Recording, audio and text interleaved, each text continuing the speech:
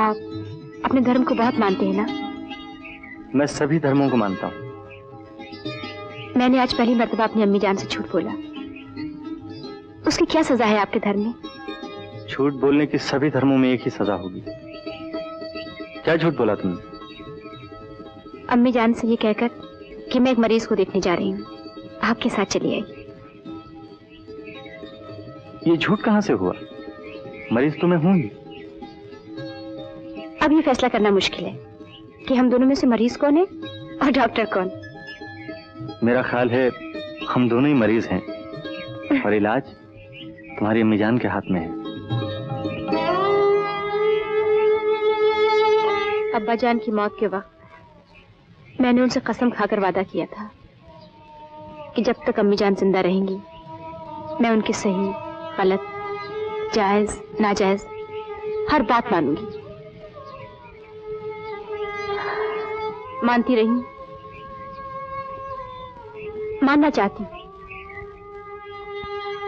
दुनिया के सभी लोग शायद तुम्हें बहुत ही नेक, शरीफ और फर्माबरदार बेटी कहेंगे, लेकिन मैं तुम्हें बेवकूफ कहूंगा।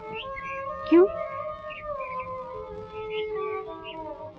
देखो रेहाना, कोई भी इंसान जिसको तुम बहुत प्यार करती हो, जिसकी तुम बहुत इज्जत करती हो, उसकी कोई भी बात इस प्यार और इज्जत की वजह से मान लेना जहालत है। क्योंकि 100 बातों में से हो सकता है 99 बातें तुम्हारे लिए फायदेमंद हों, अच्छी हों, सही हों, लेकिन एक बात भी अगर गलत निकल आई तो जिंदगी भर रोना पड़ेगा। क्या कहा तुमने? नहीं करोगे? तुम्हारी हिम्मत कैसे हुई मेरी बात को ठुकराने की? इस घर में वही होगा जो मैं कहूंगा, चाहूंगा और करूंगा, समझे? मुझ पर बीत चुकी है, इसलिए कह रहा हूं। जिस जहन्नम से तुम मुझे वापस लाई हो, वहां मैं इसलिए पहुंचा था कि मेरे पिताजी जिनकी हर बात में गर्दन झुकाकर मान लिया करता था, उनका एक फैसला मेरे हक में गलत साबित हुआ था। मेरी अम्मी जान दिल की मरीज है, मैं बगावत नहीं कर पाऊंगी। बगावत करनी ही पड़ेगी, ऐसा क्यों सोचती हो? नहीं कर सकी तो शायद आपको खोना पड़े। ऐसा कोई रिश्ता नहीं है जिसमें जात, धर्म, खानदान, स्टेटस, नाम कुछ भी ना पूछा जाए और दो इंसान एक हो जाए। है, यही तो रिश्ता है मेरा तुम्हारा। मगर इस रिश्ते को हम दोनों ही मानते हैं, समाज नहीं मानता।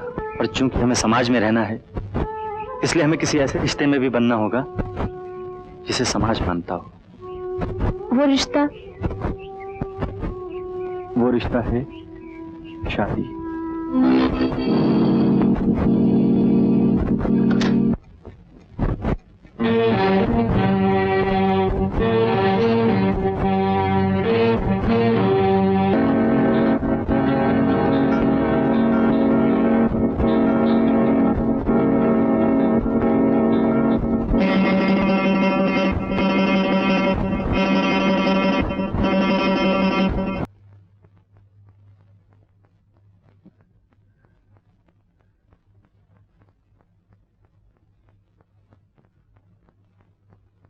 एक्सप्रेशन छीन लेने से क्या दर्द कम हो जाएगा या मिट जाएगा?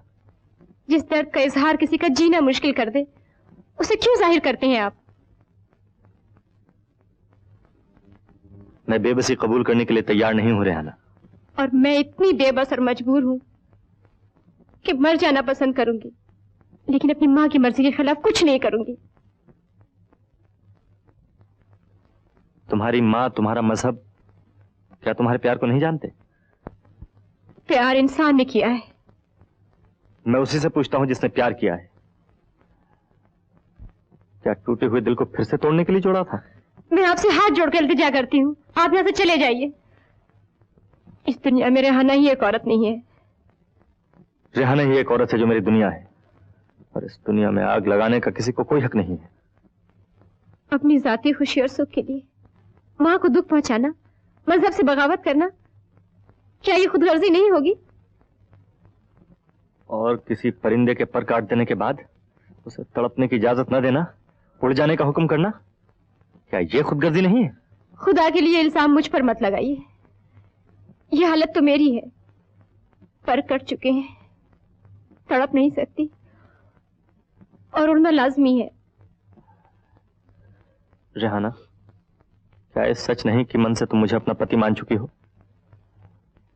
और क्या ये सच नहीं है कि तुम्हारे मन में, तुम्हारी आत्मा में, तुम्हारे जिस्म के रोए रोए में मैं बस चुका हूं? हाँ हाँ, ये सच है। तो फिर तुम कैसे किसी और के हो जाओगी?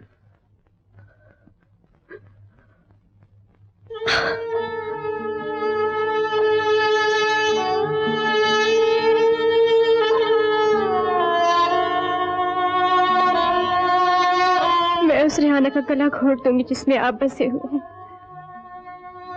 मार डालूंगी उसे जो आपकी है। इससे अच्छा है मुझे मार डालो। मुझे अगर अपनी माँ में और आप में किसी एक को चुनना है तो मैं अपनी माँ को चुनूंगी। इससे आप मरे, मैं मरूं, चाहे सारी दुनिया मर जाए। ये धोखा है तो है, फरेब है तो है,